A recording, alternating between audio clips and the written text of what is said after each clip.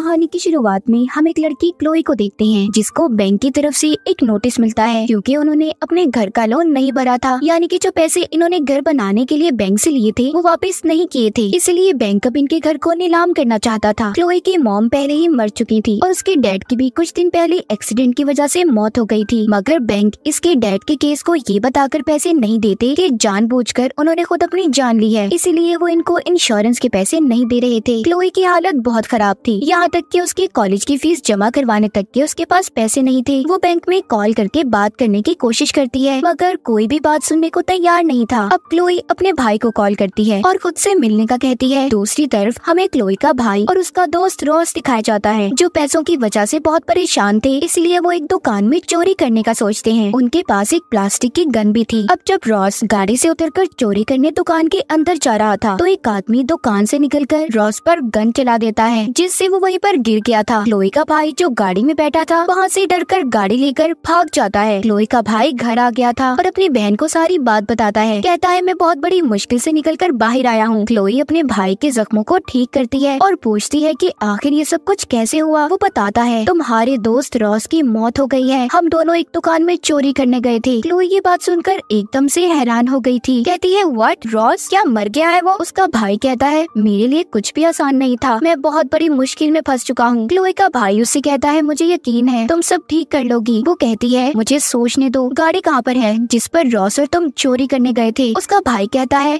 मैंने उस गाड़ी को जला दिया है, मुझे सिर्फ एक ही चीज बचा सकती है और वो है रॉस का मोबाइल। उसके फोन में हमने चोरी की सारी प्लानिंग की थी। उधर दूसरी तरफ उस क्राइम सीन पर पुलिस भी आ गई थी, उन्होंने रॉस की लाश को मुर्दा खाने में भिजवा दिया था। इधर क्लोई अपने भाई से कहती है क्या तुमने चोरी की प्लानिंग फोन में की थी? तुम जानते हो तुम्हारी उम्र कितनी है? सिर्फ 25 साल। अगर पुलिस ने उस फोन के जरिए तुम्हें ढूंढ लिया तो क्या होगा? वो तुम्हें पकड़कर ले जाएंगे। अब मुझे कुछ सोचने दो। क्लोई उस फोन को ढूंढने का प्लान बनाती है जो मुर्दा खाने में था, क्योंकि पुलिस ने क्राइम सीन से लिए हुए सबूतों को मुर्दा खाने में भिजवा दिया था। क्लोई जो कि एक मेडिकल की स्टूडेंट थी, इसीलिए वो पहले ही इन सब चीजों के बारे में जानती थी। वो अपने भाई को बताती है पहले रॉस की लाश को मुर्दा खाने में एक बॉक्स में रख दिया जाएगा और फिर उससे मिलने वाले सबूतों को वो लोग एक जगह पर रख देंगे और सुबह होते ही मेडिकल चेकअप के बाद उसकी लाश और सबूतों को पुलिस को दे दिया जाएगा। हमारे पास सिर्फ यही रात है, हमें कुछ ना कुछ करना होगा। ये दोनों पहले उस मुर्दा खाने की बिल्डिंग में जाने की कोशिश करते हैं, मगर नहीं जा पाते। अब तभी क्लोई के भाई को एक लेडी याद आती है जिससे वो पहले नशा लिया करता था, जो एक क्लिनिक में काम करती थी। वो उससे एक ड्रग लेते हैं, एक ऐसा नशा जिसको लेते ही जिस्म ठंडा पड़ जाता है और दिल की धड़कन भी आहिस्ता आहिस्ता चलने लगती है। ऐसा लगता है कि इंसान मर गया हो। क्लोई अब अपने भाई से कहती है मैं इस नशे के इंजेक्शन को अपने जिस्म में लगाऊंगी, थोड़ी देर बाद मेरा जिस्म ठंडा होने लगेगा और दिल की धड़कन कुछ वक्त के लिए बंद हो जाएगी। कुछ देर के बाद तुम पुलिस को कॉल करना, उन्हें कहना कि तुम्हें रोड पर एक लाश मिली है, जिसके बाद वो मुझे मुर्दा खाने में भिजवा देंगे मेरे मेडिकल चेकअप के लिए, कि पता कर सके मेरी मौत किस वजह से हुई, और फिर मैं वहाँ से सारे सबूत लेकर आराम से घर वापस आ जाऊंगी। ये सब कुछ क्लोई अपने भाई को बचाने के लिए कर रही थी। अब वो खुद को इंजेक्शन लगाती है, जिसके बाद उसकी आँख मुर्दा खाने में खुलती है। अब तक जो इन्होंने सोचा था बिल्कुल वैसे ही हो रहा था। अब जब वो होश में आती है तो देखती है उसके जिस्म पर सिर्फ सफेद रंग की एक चादर थी और पाँव पर एक नाम का टैग लगा हुआ था। क्लोई अभी भी उस नशे के असर में थी, खुद को संभाल नहीं पा रही थी। वो देखती है उस रात मुर्दा खाने में और भी लाशों को लाया गया था। वो दरवाजे से झांक कर जब देखती है तो एक आदमी था जो चलकर उसकी तरफ ही आ रहा था। ये यहाँ पर डॉक्टर था जो लाशों का मेडिकल चेकअप किया करता था, जिसका नाम कॉरोनर था, और यहाँ पर वो बहुत से गलत काम भी किया करता था। कॉरोनर अब उसी कमरे में आ जाता है जिधर क्लोई थी। वो डरकर दोबारा से अपने बेड पर लेट जाती है और मुंह पर चादर को ले लिया था। क्लोई काफी ज्यादा डरी हुई थी, उसे ये डर था कि कहीं वो पकड़ी ना जाए। अब खैर कॉरोनर वहाँ से एक लाश को स्ट्रेचर पर लिटाकर ले जाता है। क्लोई उसके जाने के बाद कमरे से बाहर निकलती है और हर तरफ देखने लगी थी। एक कमरे में उसे एक लड़की की लाश नजर आती है जो बहुत ज्यादा अजीब हालत में थी। वो उसे देखकर डर गई थी। अब वो वहाँ से ही कपड़े लेती है और उन्हें पहन लेती है। तभी कॉरोनर जो कि कमरे से बाहर आ जाता है, उसे बाहर से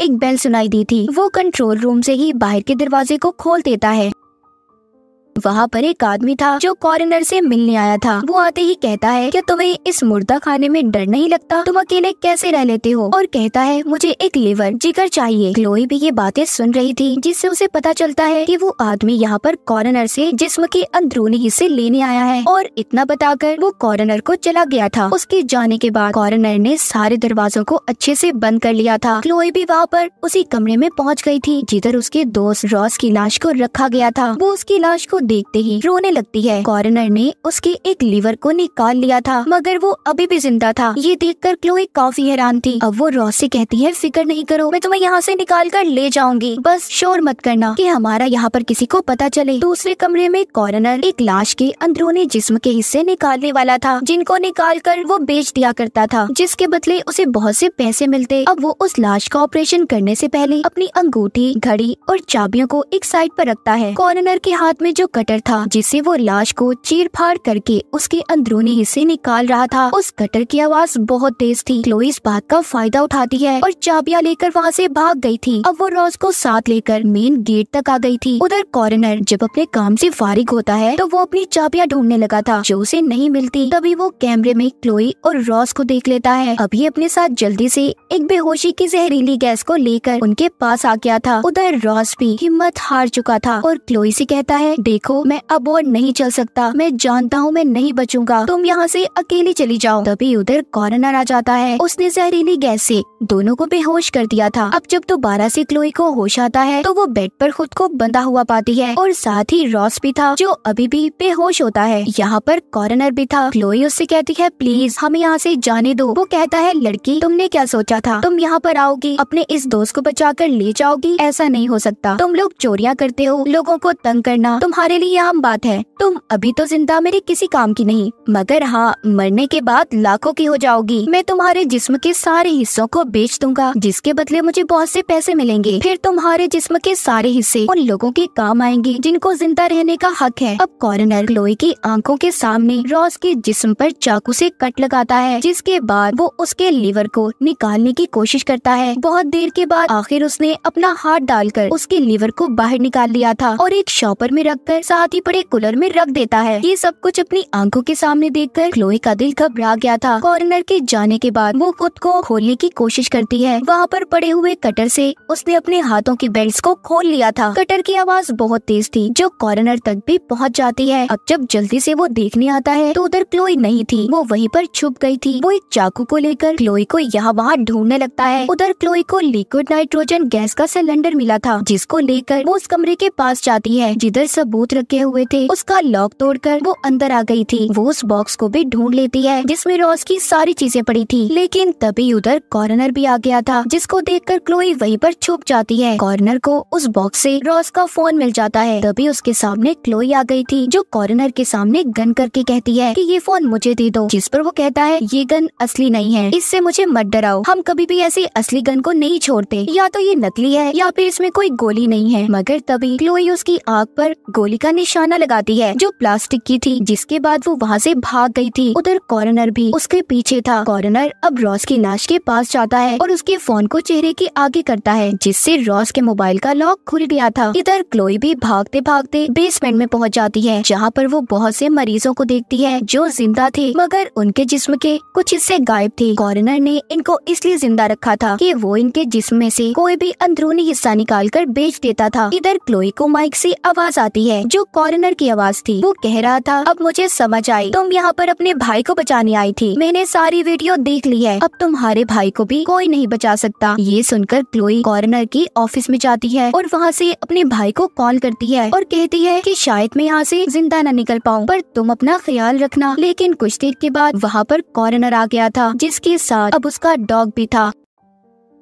उधर सब बातें सुनकर क्लोई का भाई पुलिस के पास पहुंच गया था। वो एक पुलिस वाले को अपने साथ ले आता है। इधर क्लोई के पीछे कॉर्नर का डॉग था, जिसको कॉर्नर ने उसके पीछे लगा दिया था। क्लोई उससे अपनी जान छुड़वाने की कोशिश करती है। वो वहीं पर पड़े हुए रॉस के लीवर को उठाकर एक कमरे में फेंक देती है। डॉग जब उसके पीछे जाता है तो क्लोई ने उस दरवाजे को बंद कर दिया था और कैमरा की मदद से वो स्क्रीन पर ये भी देखती है कि उसका भाई एक पुलिस ऑफिसर के साथ उसे बचाने आया है। अब वो जल्दी से जाकर मेन गेट को खोलती है और और ऑफिसर को कॉरोनर के बारे में बताती है। वो कहता है, मैं जानता था, मुझे पहले ही इस आदमी पर शक था कि ये आदमी यहाँ पर गलत काम करता है। इतना कहकर वो क्लोई और उसके भाई को मारने लगता है, क्योंकि ऑफिसर भी कॉरोनर के साथ मिला हुआ था। यहाँ पर अब क्लोई वही नकली गन दिखाकर पुलिस ऑफिसर को डराती है। तभी माइक से कॉरोनर की आवाज आई थी, जो पुलिस ऑफिसर को बता रहा था कि ये गन नकली है, पर तुम इन दोनों को कुछ मत करना, मुझे ये बिल्कुल जिंदा चाहिए। तभी क्लोई और उसका भाई पीछे के दरवाजे से भाग गए थे। पुलिस ऑफिसर ने इनके पीछे कॉर्नर के डॉग को भी लगा दिया था। क्लोई और उसका भाई बेसमेंट में आकर छुप जाते हैं और गेट को अंदर से बंद कर लिया था। पुलिस ऑफिसर भी वहाँ पर आ गया था, जो डॉग को उसके पास खड़ा देखकर समझ जाता है कि दोनों इसी बेसमेंट के अंदर हैं, इसलिए उसने बाहर से उसके दरवाजे को हथकड़ी लगा दी थी। इतने में वहाँ पर वही आदमी आ जाता है जो पहले कॉर्नर को लीवर का बोल कर गया था। कॉर्नर कहता है, अभी तुम्हारा काम नहीं हुआ, मुझे 1 घंटा लगेगा। तभी वो आदमी वहाँ पर पुलिस की गाड़ी को देखता है। वो समझ चुका था कि इस काम में कॉर्नर का साथ पुलिस भी दे रही है, मगर अचानक से पीछे से आकर पुलिस ऑफिसर ने उसको शूट कर दिया था, क्योंकि ऑफिसर नहीं चाहता था कि किसी को भी ये पता चले कि पुलिस भी कॉर्नर के साथ है। उधर क्लोई और उसका भाई बेसमेंट से होते हुए दोबारा से सबूतों वाले कमरे में आ जाते हैं, जिधर वो देखते हैं कॉर्नर और पुलिस ऑफिसर ये बातें कर रहे थे कि जिस आदमी को ऑफिसर ने मारा है उसका इल्जाम ये लोग क्लोई और उसके भाई पर डाल देंगे। अब यहाँ पर क्लोई और उसका भाई उस आदमी को उठाकर दोबारा बेसमेंट में ले गए थे, जो मरा नहीं था बल्कि बेहोश हुआ था। जहाँ पर जाते हुए कैमरे से कॉर्नर ने इन्हें देख लिया था। ये दोनों बहन भाई उस आदमी को लेकर उस जगह पर आ जाते हैं जिधर बहुत से और मरीजों को कॉर्नर ने रखा हुआ था। तभी उधर ऑफिसर भी आ गया था, जो वहाँ पर जहरीली गैस को छोड़ देता है। क्लोई अपने भाई और उस आदमी को मास्क पहना देती है और कहती है, तुम यहाँ से बाहर जाओ, मैं इन लोगों को चकमा देकर जल्दी वापस आऊंगी। यहाँ पर क्लोई का भाई उस आदमी से कहता है, जो अभी भी जिंदा था, कि मैं तुम्हारी जान बचाऊंगा, जिसके बदले तुम्हें मुझे पैसे देने होंगे। वो आदमी मान जाता है। अब जब वो उसको लेकर जा रहा था और आगे पुलिस ऑफिसर पर हमला करने वाला था, तभी पीछे से कॉर्नर आकर क्लोई के भाई को बिजली का झटका देकर बेहोश कर देता है। उधर गैस की वजह से क्लोई की हालत भी खराब थी। तभी उसे अपने पास एक ऑक्सीजन सिलेंडर मिलता है, जिसको रखकर वो जोर से उस पर हथौड़ा मारती है, जो सीधा पुलिस ऑफिसर के मुंह पर जाकर लगा था, जिससे उसकी मौत हो गई थी। उस ऑफिसर की मौत से कॉर्नर भी घबरा गया था, इसीलिए अब वहाँ पर जितने भी मरीज थे सबको गोली मार देता है और क्लोई के भाई को खींचकर साथ ले गया था, क्योंकि उसे एक लीवर चाहिए था। वो अब क्लोई के भाई का लीवर निकालने वाला था। कॉर्नर यहाँ पर ये कह रहा था कि मेरे पास सबकी मौत का जवाब है, पर पुलिस ऑफिसर की नहीं। क्लोई भी अपने भाई की जान बचाना चाहती थी, इसीलिए वो उसी कमरे में पहुँच जाती है। वो जाकर देखती है कॉर्नर वहाँ पर नहीं था, वो वहाँ पर छुप गया था। क्लोई जब आकर अपने भाई को देखती है और उसे होश में लाने की कोशिश करती है, तभी पीछे से आकर कॉर्नर ने उसे पकड़ लिया था। क्लोई अपनी जान बचाने के लिए पास ही पड़े सिलेंडर से उस पर गैस छोड़ देती है, जिससे उसका पूरा चेहरा बर्फ में जम गया था। फिर वो उसी सिलेंडर को उसके मुंह पर देकर मारती है, जिससे उसका आधा चेहरा टूटकर बिखर गया था। अपने साथ इतना सब कुछ होता देखकर कॉर्नर पागल हो गया था और एक बड़ा सा चाकू लेकर क्लोई को मारने लगता है। लेकिन तभी वहाँ पर वही आदमी आ जाता है जिसको क्लोई और उसके भाई ने बचाया था, और कॉर्नर को एक ही चाकू मारकर उसका काम तमाम कर देता है। ये तीनों बच गए थे। यहाँ पर क्लोई का भाई उस आदमी से कहता है, मैंने तुम्हारी जान बचाई, लाओ वो पैसे दो जिसका तुमने मुझसे वादा किया था। वो आदमी कहता है, जान तो मैंने तुम्हारी बचाई है, अगर तुम्हें पैसे चाहिए तो तुम्हें मुझे एक लीवर देना होगा। अब इन दोनों बहन भाइयों को पैसों की भी जरूरत थी, इसी वजह से अब क्लोई इसको कॉर्नर का लीवर निकाल कर दे देती है। कॉर्नर के डॉग को